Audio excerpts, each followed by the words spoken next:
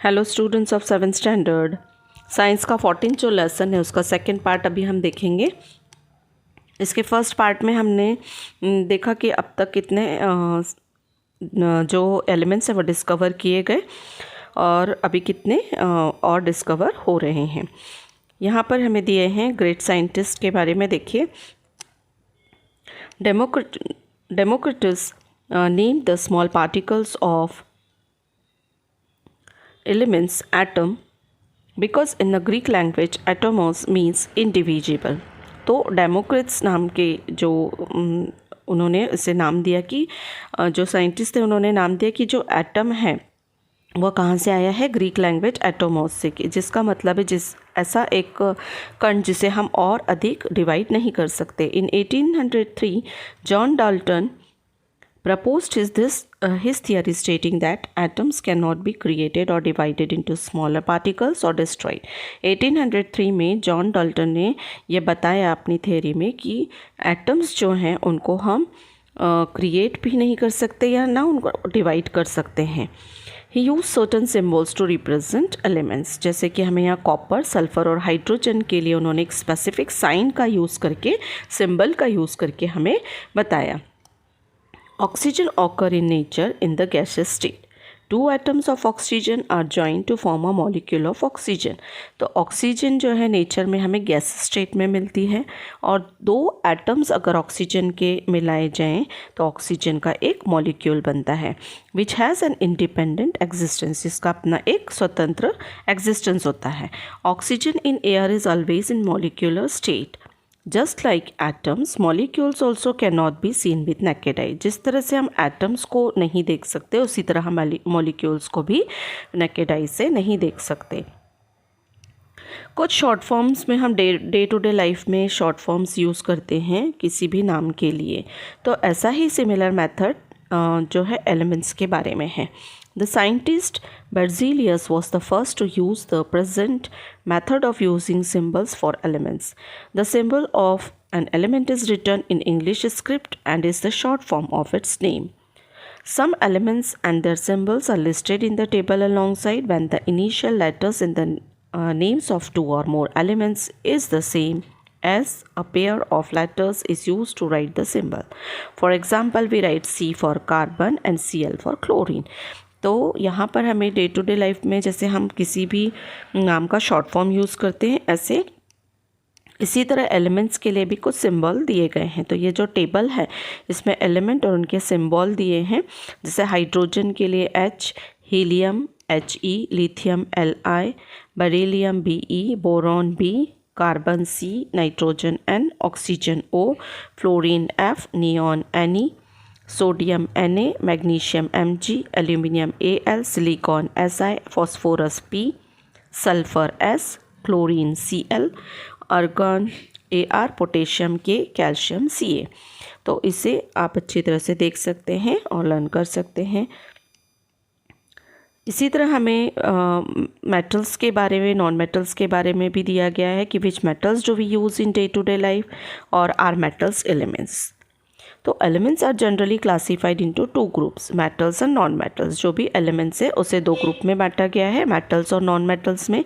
We have studied the properties of metals such as malleability, ductility, conductivity of heat and electricity, density, lustre and sonority.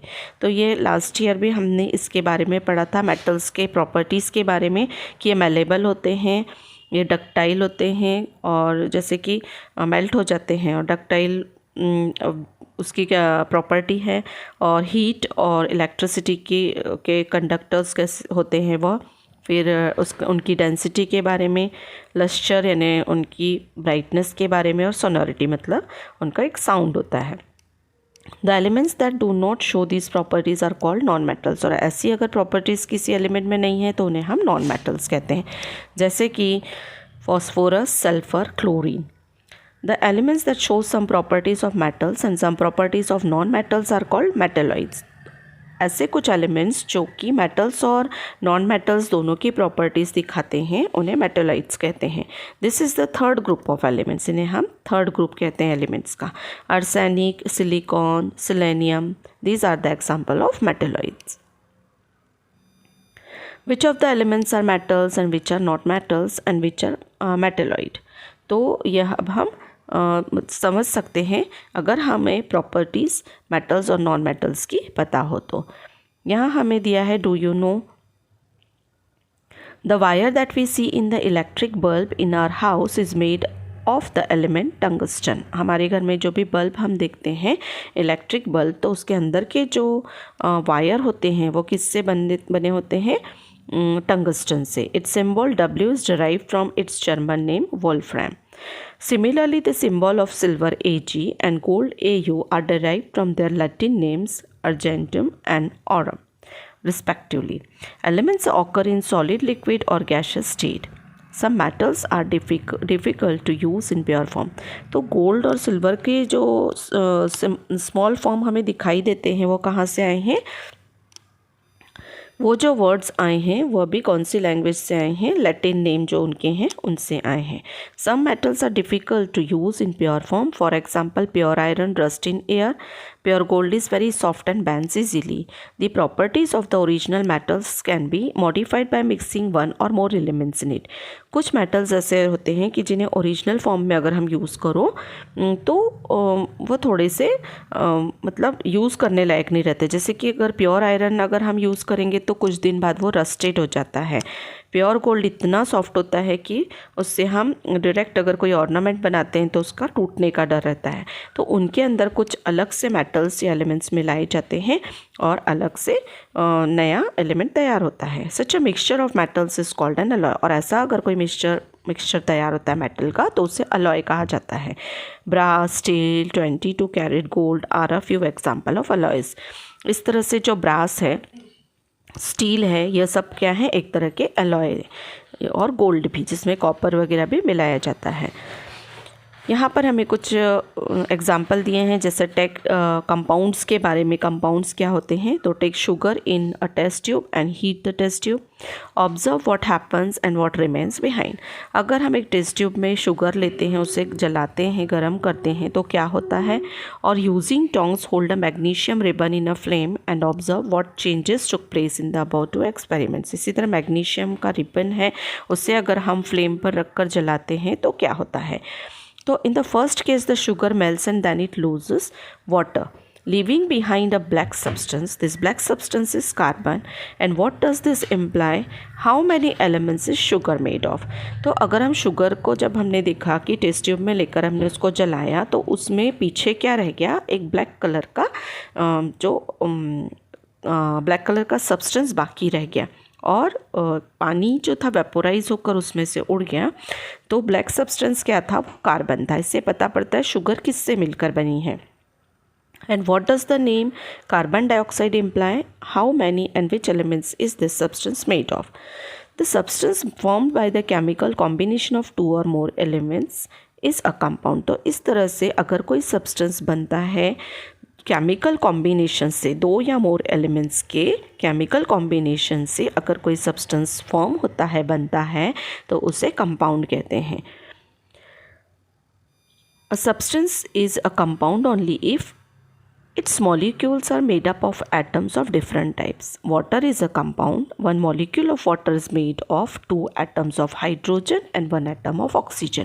तो water भी एक तरह का compound है क्योंकि इसमें एक मॉलिक्यूल वाटर जो बनता है वो किससे बनता है, 2 atoms of hydrogen and 1 atom of oxygen. इससे मिलकर पानी का एक मॉलिक्यूल बनता है। Hydrogen is a combustible substance. Hydrogen क्या करती है, खुद से जलती है, दैट इज़ इट बर्न्स, ये जलती है। ऑक्सीजन हेल्प्स कंबशन, ऑक्सीजन जलने में हेल्प करती है। But water which is form by combination of hydrogen and oxygen is use to extinguish a fire. लेकिन इन दोनों के कॉम्बिनेशन से जो फॉर्म होता है वो है वाटर, जो कि इस फायर को बुझाने के लिए काम में आता है। In other words the properties of compound are different from those of constituent elements. इसका मतलब है कि जो कंपाउंड बनता है उसकी प्रॉपर्टीज़ बिल्कुल अपने कंस्टिट्यूएंट एलिमेंट्स से अलग होती है। उसके अंदर के जैसे हाइड्रोजन और ऑक्सीजन से पानी बना और पानी की जो प्रॉपर्टी है वह इन दोनों से एकदम अलग है। हाइड्रोजन जलता है और ऑक्सीजन जलने में मदद करता है, लेकिन पानी जो इन दोनों से मिलकर बना है वह पूरी तरह से आग को या बुझाने का, फायर को बुझाने का काम करता है। Like an element, a compound is also written in an abridged form. A molecule of a compound is formed by a chemical combination of atoms of two or more elements. Therefore, a molecule formula is used to represent a compound. तो compound जो बनता है दो भी elements के chemical combination से बनता है, इसलिए इसका एक फार्मूला रेडी किया जाता है। A molecule formula of a compound is short form of its name written with the help of symbols of constituent elements and the number of their respective atoms. तो इसका जो फार्मूला बनता है compound का, तो वो शॉर्ट नेम होता है किसका, जो भी एलिमेंट इसमें होते हैं और कितने प्रमाण में होते हैं उसके भी नंबर इसमें आते हैं। अब हम मिक्सचर्स देखेंगे। मिक्सचर्स जैसे हम शरबत बनाते हैं वो भी वन टाइप ऑफ मिक्सचर है, भेल बनाते हैं that is also one type of mixture. A mixture is form by mixing different elements और compounds. The proportion of various components in a mixture is not fixed. Mixture जो है वो हम कुछ elements को मिलाकर बनाते हैं या कंपाउंड्स को मिलाकर बनाते हैं और उनके प्रपोर्शन जो है वो फिक्स्ड नहीं होते। No chemical change take place during the formation of mixtures and no new substances form. अब मिक्सचर करते समय कोई नया फॉर्मेशन नहीं होता है, ना ही कोई नया सब्सटेंस फॉर्म होता है। You might remember that mixing unwanted substance in any foodstuff is called adulteration. In other words, an adulterated food is also a kind of mixture. तो हम क्या देखते हैं कि unwanted substance अगर हम किसी foodstuff में डालते हैं तो वो adulteration होता है। So adulterated foodstuff जो रहते हैं वो भी एक तरफ का mixture होता है। When an unwanted and harmful substance is mixed with another substance, the resulting mixture no longer remains useful. और harmful substance मिलाकर बनाया हुआ मिक्सचर जो रहता है वो यूजफुल नहीं होता। In such cases we separate the unwanted ingredients from the mixture. तो कभी कभी इस मिक्सचर में से हमको अनवांटेड चीज़ें निकाल देनी पड़ती है। For this purpose simple and easy method such as straining, जिसे हम फिल्टरिंग भी कहते हैं, sifting, picking, sorting, winnowing, combing with a magnet and sublimation are used.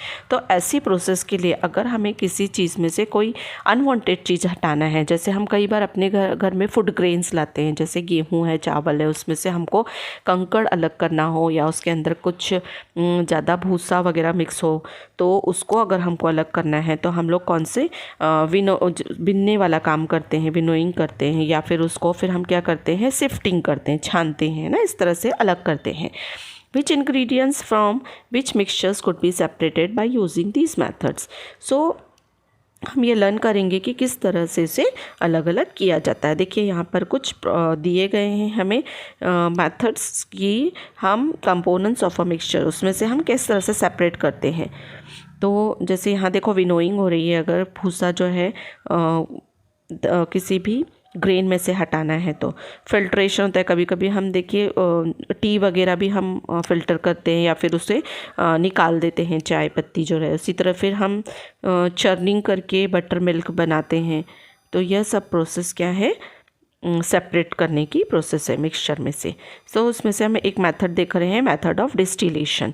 Take some salt water in a round bottom flask, arrange the apparatus as shown in the figure. यहाँ पे देखिए एक हमें दिखाया गया है कि किस तरह से डिस्टिलेशन मेथड के लिए हमें एक राउंड ऐसा बीकर लेना है और उसमें सॉल्ट वाला पानी लेना है, नमक वाला पानी लेना है। उसके बाद हमें इसको स्टैंड पर लगा देना है और इस बीकर को, जो राउंड वाला बीकर है, उसको हमको एक आयरन की प्लेट पर, जाली पर रखना है। नीचे से हमने उसे बर्नर लगाया हुआ है। इसी तरह से इस पूरे अपैरेटस को हमें इस तरह से फिक्स करना है। यहाँ एक फ्लास्क भी दिया है और एक ट्यूब, कंडेंसर वाली ट्यूब भी यहाँ से गई हुई है। तो अरेंज करने के बाद start heating the liquid in the flask placed on the wire gauze. तो यहाँ पर हम उसको हीट दे रहे हैं, जो बॉटम वाला, राउंड बॉटम वाला फ्लास्क है उसको हीट दे रहे हैं। तो ऑब्जर्व द कॉनिकल फ्लास्क। अब हम यहाँ पर नीचे रखा हुआ फ्लास्क को अगर हम ऑब्जर्व करते हैं तो slowly droplets of water start falling into it. तो हम देखते हैं कि बूंद बूंद करके पानी उसमें जमा होना शुरू होता है। Where did this drops come from? ये ड्रॉप्स कहाँ से आ रही हैं? The salt water in the round bottom flask boils on heating, तो राउंड बॉटम फ्लास्क जो है उसका पानी बॉईल करने पर वो क्या हो रहा है, गर्म हो रहा है, वाटर वेपोराइज हो रहा है, और when the vapour passes through the incline tube, झुकी हुई जो ट्यूब है उसमें से जब ये पानी पास होता है तो it gets cooled due to surrounding cold water, तो आसपास का जो भी ठंडा पानी है या वातावरण है उसकी वजह से ये पानी कंडेंस होता है और पानी बन जाता है, और दस the drops falling into the conical flask, और कॉनिकल फ्लास्क में ये पानी धीरे धीरे बूंद बूंद करके जमा होता है। तो salt remains behind eight the bottom of the round bottom flask, और राउंड बॉटम फ्लास्क में सिर्फ नमक जो रहता है, सॉल्ट रहता है, वो पीछे रह जाता है और पानी पूरा कंडेंस होकर बूंद बूंद होकर इस फ्लास्क में जमा हो गया है। This method is called distillation, इसे हम डिस्टिलेशन मेथड कहते हैं। Distillation is also used for purification of impure liquid, तो डिस्टिलेशन का यूज़ इम्प्योर लिक्विड को प्योर करने के लिए या निकालने के लिए होता है। अभी यहाँ सेकेंड मेथड दिया है, method of separating using separating funnel. अभी सेपरेटिंग फनल का यूज़ करके हम किस तरह से सेपरेशन मेथड अप्लाई कर सकते हैं। When a mixture of two immiscible liquid is left undisturbed, two layers are clearly seen to have formed. अगर हम एक मिक्सचर लेते हैं किसी फ्लास्क या बीकर में, और उसको हम दो ऐसे लिक्विड होते हैं जिन्हें हम मिलाकर रख देते हैं, थोड़ी देर हमें उसे छोड़ देना चाहिए, तो जो हैवियर लिक्विड रहता है वो नीचे रह जाएगा, लाइटर लिक्विड जो है ऊपर की ओर तैरने लगेगा। Two liquids in a mixture can be separated by making use of this property, तो दो लिक्विड मिक्सचर को हम इस प्रॉपर्टी को यूज़ करके बना सकते हैं। अभी प्रोसीजर क्या है कि pour a mixture of kerosene and water into a separating funnel with its stopcock closed, तो हमने एक जो बीकर या फ्लास्क लिया है, वो फनल ली है एक हमने, और उसमें क्या किया है, जिसे हम सेपरेटिंग फनल कहते हैं, उसमें हमने मिक्सचर लिया है कैरोसिन का और पानी का। क्लोज द स्टॉपर, उसका स्टॉपर हमने क्लोज किया। Fix the separating funnel firmly on a stand, और सेपरेटिंग फनल को हमने स्टैंड पर फिक्स कर दिया। Leave the mixture in funnel undisturb for a while, उसे थोड़े देर के लिए हमें डिस्टर्ब न करते हुए छोड़ देना है। Water will remain below and kerosene will float on it, अभी कैरोसिन जो कि हल्का है वो फ्लोट करेगा और पानी पीछे की ओर रह जाएगा। Now without shaking the funnel remove the stopper, तो हम क्या देखेंगे कि जब हम उसको विदाउट डिस्टर्बिंग थोड़ी देर छोड़ देंगे, तो without shaking the funnel remove the stopper, जब स्टॉपर को हम रिमूव करेंगे and open the stop cock to collect the water at the bottom of the funnel in a beaker, close the stop cock when all the water is collected in the beaker, now kerosene and water are separated. तो हम क्या देखेंगे कि जब हम stop Kock को open करेंगे और कलेक्ट करेंगे पानी, तो हमें क्या दिखाई देगा कि पानी जो है वो धीरे धीरे बीकर में जमा हो गया और जो है कैरोसिन रह गया है। तो इस तरह से हमें सेपरेशन मेथड से हम ये दो मिक्सचर को अलग कर सकते हैं। तो हमने क्या देखा कि दो लिक्विड जो हैं उससे हम अलग कर सकते हैं इस प्रॉपर्टी से। तो जो लाइटर द हैवियर जो लिक्विड रहेगा वो नीचे की ओर आ जाएगा और लाइटर जो लिक्विड रहेगा वो फ्लोट होने लगेगा। तो इसमें हमने क्या फ्लोट होते हुए देखा कि कैरोसिन जो है वह फ्लोट हो रहा था और वाटर क्या था, नीचे की ओर बैठा हुआ था। Now method of centrifugation, method of centrifugation क्या है वो अब हम देखेंगे।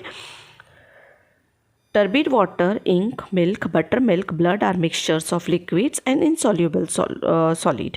तो हम देखते हैं कि कुछ ऐसा ख़राब हुआ पानी जिसमें मैला जो पानी रहता है वो इंक है, मिल्क है, बटर मिल्क है, ब्लड जो है, ये मिक्सचर है लिक्विड और इनसॉल्युबल सॉलिड्स के। When turbid water is kept undisturbed for a while, the soil particles in it slowly settle to the bottom। तो हम ऐसा कुछ मैला पानी अगर बहुत जिसमें मिट्टी मिली हुई है ऐसा पानी अगर हम थोड़ी देर रख दें, उसे डिस्टर्ब न करें, तो हम क्या देखते हैं कि जो सॉइल है वो नीचे की ओर बैठ जाती है। द पार्टिकल्स ऑफ मिल्क और ink however do not settle even on being left undisturbed। लेकिन मिल्क और इंक के साथ ऐसा नहीं होता, उसे हम अनडिस्टर्ब कितनी भी देर छोड़ेंगे उसके अंदर के कोई ऐसे सॉलिड पार्टिकल्स हमें अलग बैठे हुए दिखाई नहीं देते हैं। This is because the particles of solid in such mixtures being very tiny and light, क्योंकि उसके अंदर के जो इस मिक्सचर में जो भी टाइनी पार्टिकल्स होते हैं वो इतने छोटे होते हैं और लाइट होते हैं कि वो अलग नहीं दिखाई देते हमें। This particles can not be separated from liquid even by method like filtration और सेटलिंग। तो फिल्ट्रेशन या सेटलिंग मेथड से इन्हें अलग नहीं किया जा सकता। तो हमें इसे सेपरेट करने के लिए एक अलग मेथड अपनाना पड़ता है। जैसे कि in the laboratory a centrifuge machine is use to separate solid from mixture of a liquid and solid. तो लेबोरेटरी में सेंट्रीफ्यूज मशीन होती है जो सॉलिड और लिक्विड का जो मिक्सचर है उसमें उन्हें अलग करती है। In consist of a disc which rotates like a fan at a great speed. इसमें ना एक डिस्क रहती है, वो बहुत ज़ोर से घूमती है, इस तरह से घूमती है जैसे फ़ैन घूमता है बहुत स्पीड में। There is a provision to attach test tube at the rim of this disc. और इसमें कुछ टेस्ट ट्यूब्स भी अटैच किए रहते हैं जो घूमते हैं। When the tubes attach to the disc rotate at high speed a force is generated which pushes the particles away from the centre. तो जब ज़ोर से डिस्क घूमती है तो ये ट्यूब्स जो उसमें अटैच रहते हैं वो भी उनमें अगर हमने वह भी ज़ोर ज़ोर से घूमने लगते हैं, जिससे क्या होता है कि जो उसमें पार्टिकल्स रहते हैं वह सेंटर को छोड़कर दूर होते जाते हैं। As a result the solid particles in the mixture in the test tube collect at the bottom of the tubes. जो कि टेस्ट ट्यूब में नीचे की ओर यह मिक्सचर बैठता जाता है and are thereby separated from the liquid. और इस तरह से लिक्विड से यह अलग हो जाता है। लिक्विड तैरकर ऊपर आ जाता है, सॉलिड पार्टिकल्स नीचे की ओर बैठ जाते हैं। तो यह मेथड यूज़ किया जाता है, centrifuge method. Now method of chromatography क्या होता है? If two or more substances are dissolved in small proportions in same solution, these substances are separated from each other by means of chromatography. तो chromatography की method से भी हम कुछ substance को जो कि डिजॉल्व है किसी चीज़ में, तो उस सॉल्यूशन को भी हम अलग कर सकते हैं। This method is used in pharmaceutical science, factories and scientific laboratories for detecting new ingredients and for identifying and separating components of a mixture. तो मोस्टली लेबोरेटरीज़ में भी ये यूज़ होता है जिससे कि नया इंग्रेडिएंट्स पता पड़ सके और सेपरेटिंग कंपोनेंट्स जो हैं उस मिक्सचर से अलग हो सके। इसका प्रोसीजर इस तरह से है कि take some water in a beaker, beaker में पानी लेंगे, take a rectangular piece of a filter paper, एक फ़िल्टर पेपर लेंगे और उससे रेक्टेंगुलर उसका पीस लेंगे।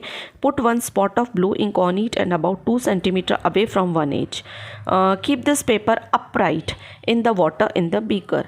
Place a lid on the beaker. After some time, the spot of the ink is seen to have risen and collect at a particular height on the filter paper. If there are 2 or more constituents of different colors in the ink, they will be seen to have risen to different heights due to their different colors and thus appear distinct from each other. This experiment can be done using a chalk stick instead of the filter paper. तो अगर हम इस filter paper के ऊपर 1-2 centimetre छोड़कर अगर ink डालेंगे और उसे हम बीकर में खड़ा ही रखेंगे और उसके बाद उस पर एक लिड रख देंगे, थोड़े समय के बाद हम देखेंगे कि इंक जो है वो थोड़ी ऊपर फिल्टर पेपर में उसका जो हाइट है ऊपर की ओर बढ़ा हुआ हमें दिखाई देगा। तो इससे हमें क्या पता पड़ता है कि अगर उसमें कुछ और भी इंग्रेडिएंट्स रहे और कुछ और भी कलर्स रहेंगे तो वो अलग अलग राइज होते हुए हमें दिखाई देंगे। ऐसा हम चॉक पर भी करके देख सकते हैं। अगर हम कहीं स्पॉट डालते हैं ना चॉक पर भी, तो ये हमें दिखाई देता है कि वो अब जाकर हमें ऊपर जाकर वह स्पॉट दिखाई देता है। In this method of separation called chromatography, 2 properties of substance are used. These are the solubility of the substance in the solvent that moves up and ability of substance to stick to the stationary filter paper.